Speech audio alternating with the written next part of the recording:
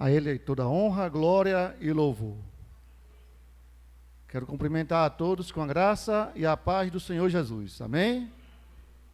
E antes de tudo eu quero agradecer a Deus por essa rica oportunidade, ao nosso pastor Rodrigo, por mais uma vez nos dar essa oportunidade de trazer uma palavra no culto de oração. Mas também quero parabenizar toda a igreja da Trindade, por nessa noite estar inaugurando, recebendo, apresentando para Deus o seu próprio grupo, equipe de louvor e adoração. Então, estão de parabéns, muito bonito, para a honra e glória do Senhor, o louvor.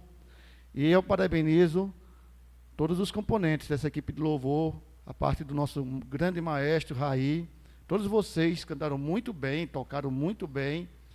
E eu não vou perder a oportunidade de deixar para vocês, da equipe de louvor, um tesouro da palavra de Deus.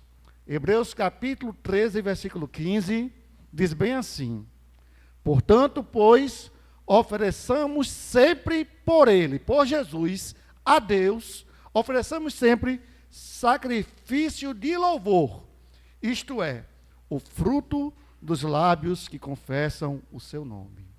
Deus abençoe vocês grandemente. Amados irmãos, eu dou graças a Deus pela vida de todos vocês. Como o pastor disse, é uma família. Todos vocês, quando a gente revê, culto após culto, é uma alegria. É ver revendo parentes em Cristo Jesus. Então, eu fico muito feliz e dou graças a Deus pela vida de todos.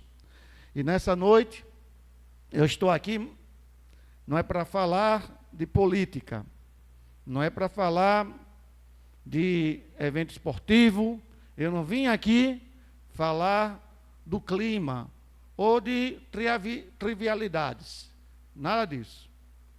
Também eu não estou aqui como um coach, como um palestrante de autoajuda, de forma nenhuma.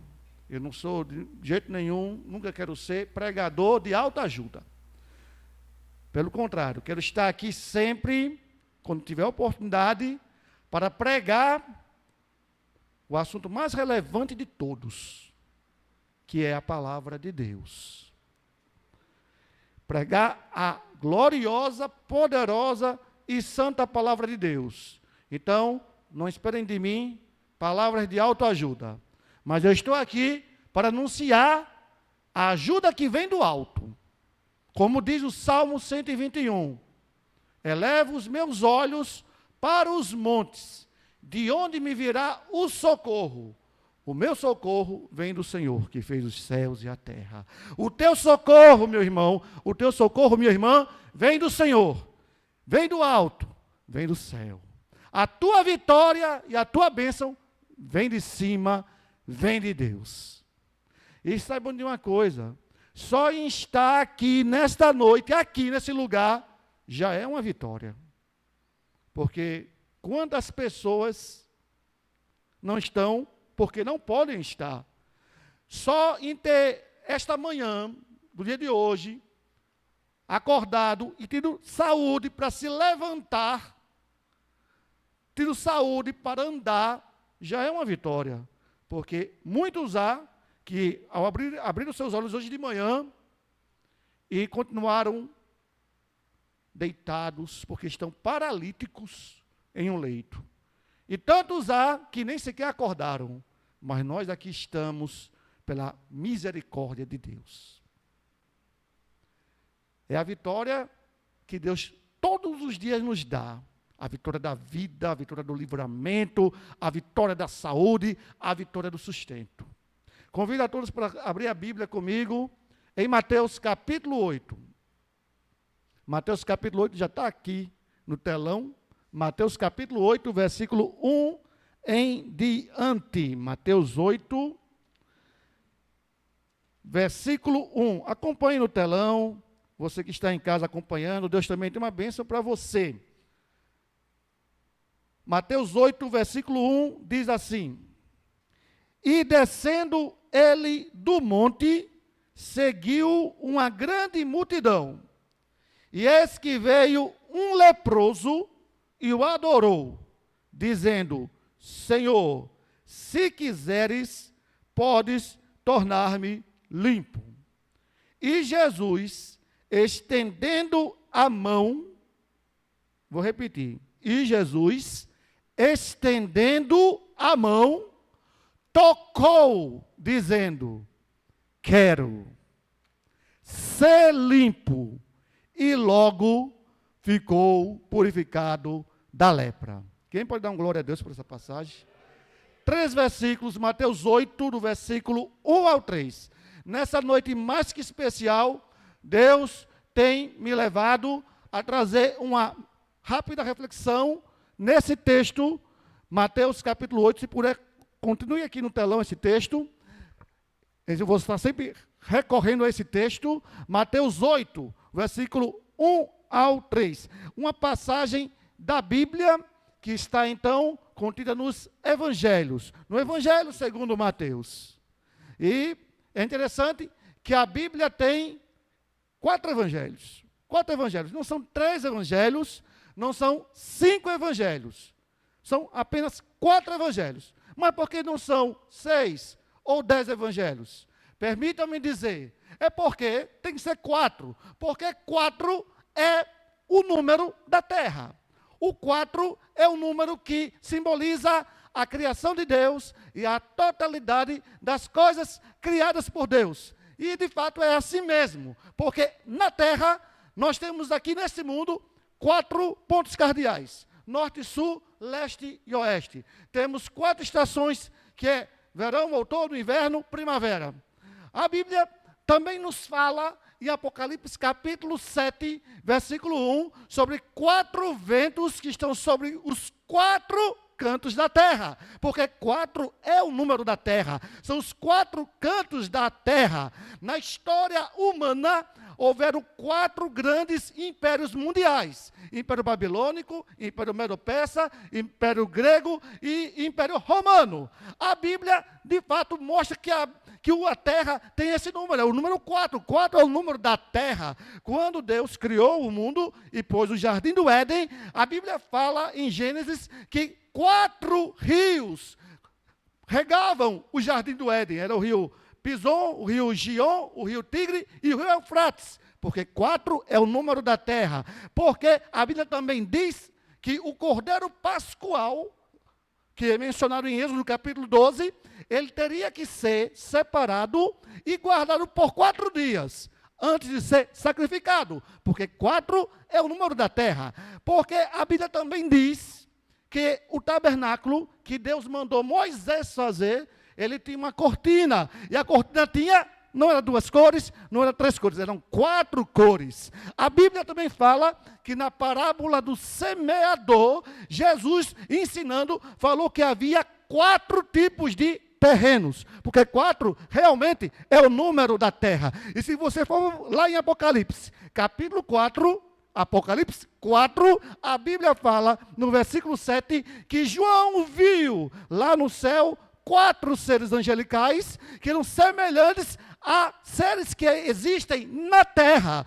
O primeiro tinha semelhança de águia, o segundo tinha semelhança de bezerro, o terceiro tinha semelhança de leão e o quarto tinha um rosto de homem, porque eram coisas da terra. E por isso que são 4 evangelhos, porque os evangelhos, eles falam de fato do que Deus trouxe do céu à terra. Jesus que veio do céu à terra para salvar os homens da terra. E por isso são 4 evangelhos. E aqui, Mateus, o primeiro dos 4 evangelhos, vem trazer uma palavra sobre uma cura milagrosa que Jesus fez. Diz assim um texto, vou repetir. Começa dizendo: e descendo ele, que é Jesus, e descendo ele do monte, seguiu uma grande multidão. E descendo Jesus do monte, seguiu uma grande multidão. Mas o que é que Jesus estava fazendo neste monte? Se você ler o contexto, os capítulos que vêm antes do capítulo 8, você vai ver que Jesus, ele estava ensinando a palavra à multidão que estava seguindo ele estava ensinando a palavra. No capítulo 5, 6 e 7 de Mateus, a Bíblia está falando que Jesus ensinava, é o famoso Sermão do Monte. E olha só que coisa interessante, são 3 capítulos mostrando Jesus ensinando. E agora aqui, nós temos 3 versículos mostrando Jesus curando. E olha só, 3 capítulos ensinando, 3 versículos, Jesus curando. Mas por que isso? Porque antes do milagre, antes da cura, tem que ter primeiro a palavra. Primeiro tem que ter o ensino, depois o milagre. Tem que ter primeiro a palavra e depois o poder. Jesus primeiro ensinou a multidão e depois que a multidão ouviu a palavra de Jesus, ouviu a palavra de Deus, aí ela viu o milagre de Deus. Primeiro, teve que subir ao monte para ouvir a mensagem de Deus. Depois que desceu do monte, depois de ouvir a mensagem de Deus, aí eles viram um milagre de Deus na vida daquele leproso. Então, amados irmãos, vale para nossas vidas também. Você quer o milagre de Deus na sua vida? Busque a palavra de Deus. Você quer a vitória de Deus na sua vida?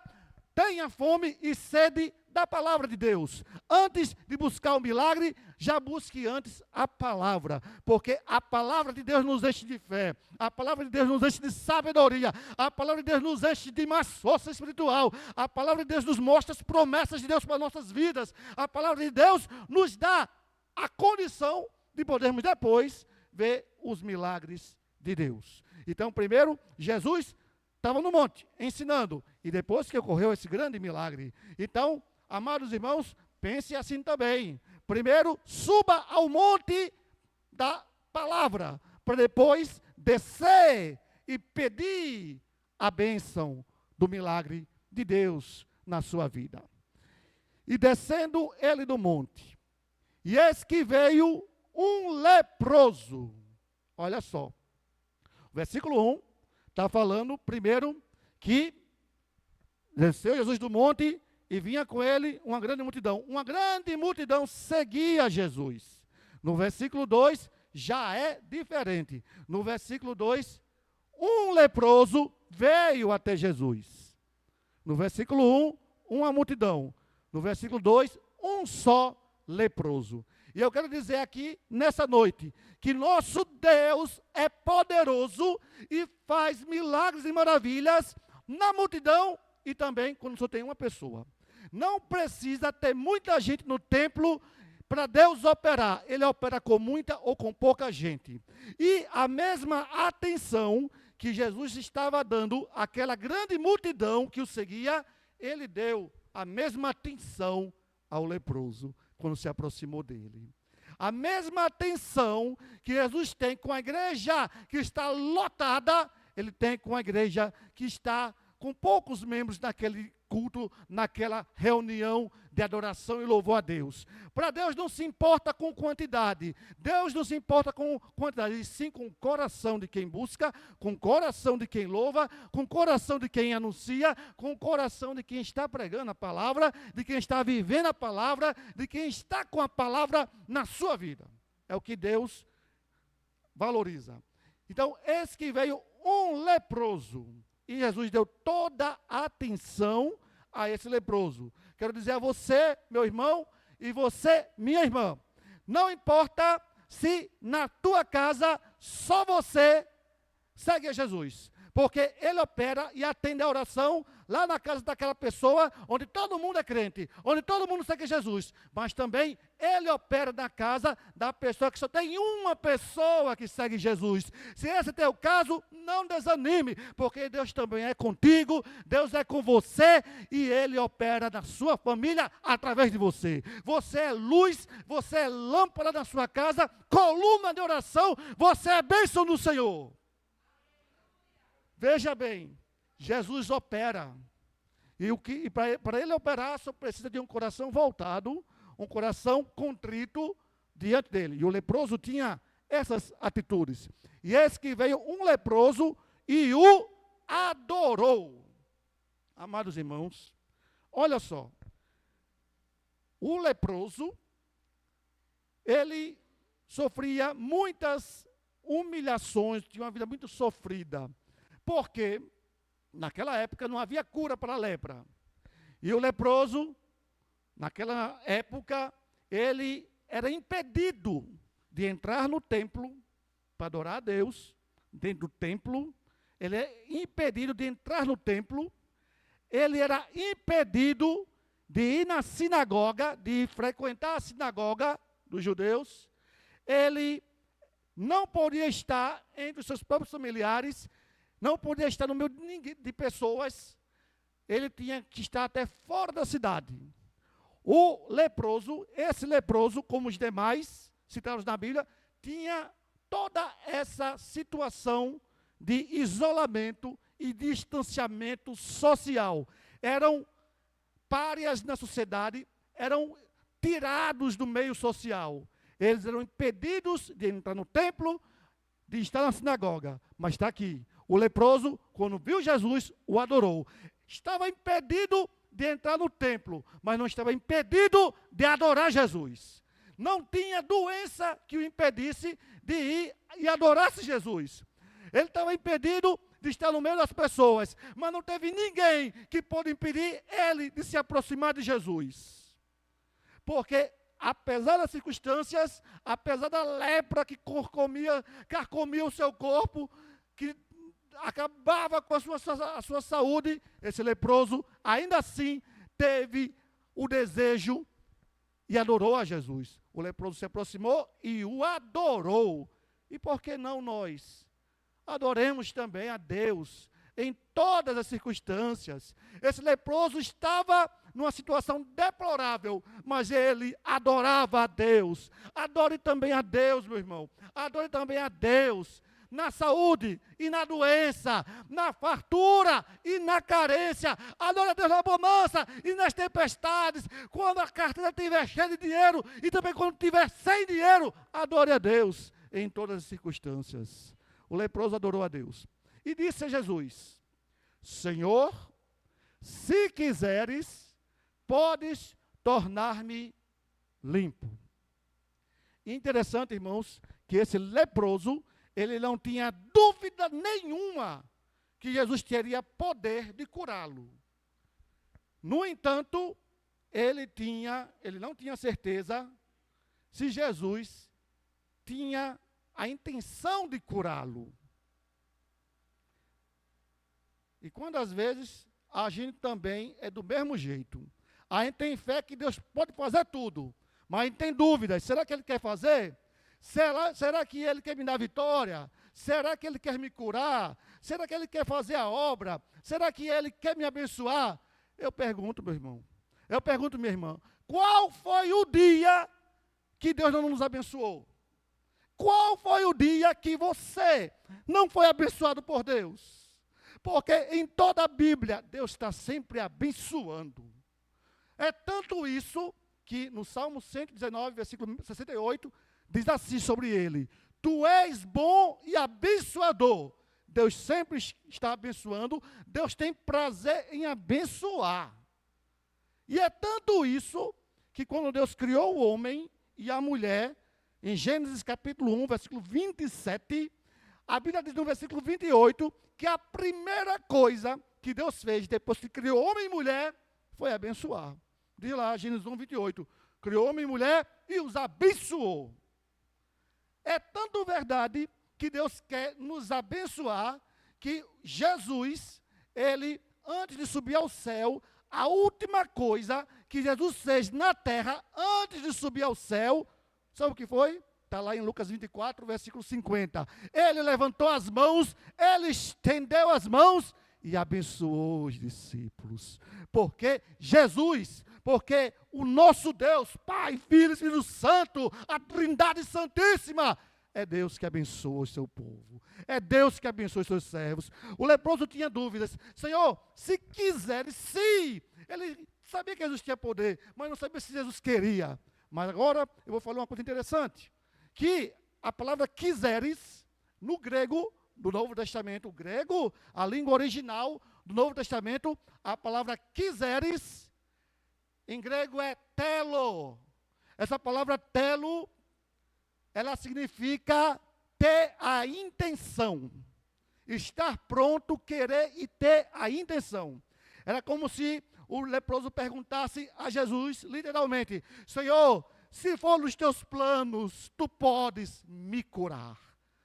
Ele não sabia, ele tinha ainda dúvida disso, mas eu tenho certeza absoluta que era Jesus ensinando lá no monte, e já sabendo que quando descesse, lá embaixo estava um leproso, e ele já desceu querendo curar o leproso. Ele já desceu do monte pensando, estou indo ali agora curar um homem que precisa de mim, que precisa do meu milagre. Então, com a gente é a mesma coisa. Você saiu de casa para esse culto de oração com o seu pedido na mão, com o seu pedido no coração, mas antes de você chegar aqui, Jesus já sabia da sua necessidade, Jesus já sabia da sua causa, e Jesus já tinha a intenção de te abençoar. E tem mesmo, irmão, tem, vamos ver. Diz assim, próximo versículo, a dúvida do leproso era, se quiseres, pode tornar-me limpo, versículo 3. E Jesus, estendendo a mão, tocou, dizendo, o que foi que Jesus disse? Eu quero, meu filho, eu quero. Jesus estendeu as mãos, se tu quiseres, ele disse, eu quero. A mesma palavra lá em grego, ele dizendo, eu tenho intenção, já estava nos meus planos, nos meus planos te curar. Nessa noite, quero que você saiba de uma coisa, ele disse há 2000 anos para o leproso, eu quero. E nessa noite, ele também diz a você, eu quero. Porque é Deus de bênção, é Deus bom e abençoador. Na palavra de Deus tem mais de 8.000 promessas, e não é para o povo que está distante, não, é para o povo de Deus que o serve. Eu quero, Jesus disse, Ele quer. Tem pessoas que querem, mas não podem. Tem pessoas que podem, mas não querem. Mas Jesus tanto quer quanto pode, como Ele quer. E se Ele quiser fazer, e Ele quer, Ele faz na tua vida, irmãos. Ele faz, porque você e eu, todos estamos debaixo do querer de Deus. Você crê nisso? Estamos debaixo do querer de Deus. E o querer dele é, eu quero. Ele quer o melhor para a minha vida, Ele quer o melhor para a tua vida, Ele quer crescimento para esta obra, Ele quer crescimento para esse ministério, porque Ele é quem é o doador de tudo isso aqui, de todas as bênçãos. Ele estendendo a mão, tocou. Estender a mão. Estender a mão é um gesto, é um ato que a Bíblia fala muitas vezes, que Deus estende a mão, Deus estende a mão, então a Bíblia fala. E sempre significa o ato de Deus agir e intervir com seu poder. Tanto é assim que a Bíblia fala. Eu me lembro que Deus mandou 10 pragas no Egito. 10 pragas. E teve um momento que no meio do aperreio com as pragas, os magos do faraó vieram desesperados e disseram para faraó, isto não é outra coisa senão o dedo de Deus. Aí eu digo a vocês, se o dedo de Deus fez tanta coisa assim no Egito, quanto mais a mão toda.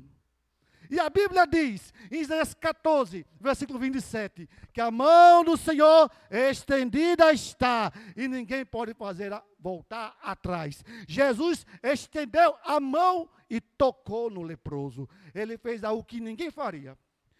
Jesus fez pelo leproso algo que ninguém faria por ele. Porque naquela época, todo mundo sabia que se tocasse no leproso, ficava impuro. Ficava contaminado, ninguém tocava no leproso, aquele leproso há muitos anos, há muito tempo, não sentia o toque humano, mas Jesus, o puro, ele foi, estendeu a mão e tocou no impuro, e o impuro ficou puro com o toque transformador de Jesus. Porque quando Jesus estende a mão, as coisas acontecem, o milagre acontece. Quando Jesus estende a mão, a doença desaparece. Quando Jesus estende a mão, Ele cura. Quando Jesus estende a mão, Ele salva. Quando Jesus estende a mão, Ele liberta. Quando Jesus estende a mão, Ele transforma. Quando Jesus estende a mão, Ele dá perdão. Quando Jesus estende a mão, Ele dá justificação. Ele dá a renovação, Ele transforma, liberta, restaura, levanta. Levanta que está caído. Levanta que não tem forças, mas levanta, porque é o estender a mão dele. Ele disse, eu quero ser limpo. E logo ficou purificado da lepra. O que Deus tem para mim, para a minha vida e para a sua vida, é para logo. Ele não quer fazer amanhã, não, Ele quer fazer já hoje. Ele quer que você receba a unção dele hoje. Se você está enfermo, saiba, tem uma mão estendida aqui, é a mão de Deus, para te dar saúde. Se você está fraco, há uma mão estendida para te dar unção. Se você está precisando de renovo, há uma mão estendida, é a mão do Senhor, para te dar força espiritual, aquilo que você precisa. Então, nesta noite, receba essas mãos estendidas em tua direção. Deus tem obra grande para fazer na minha e na sua vida. Que Deus abençoe a todos, em nome de Jesus.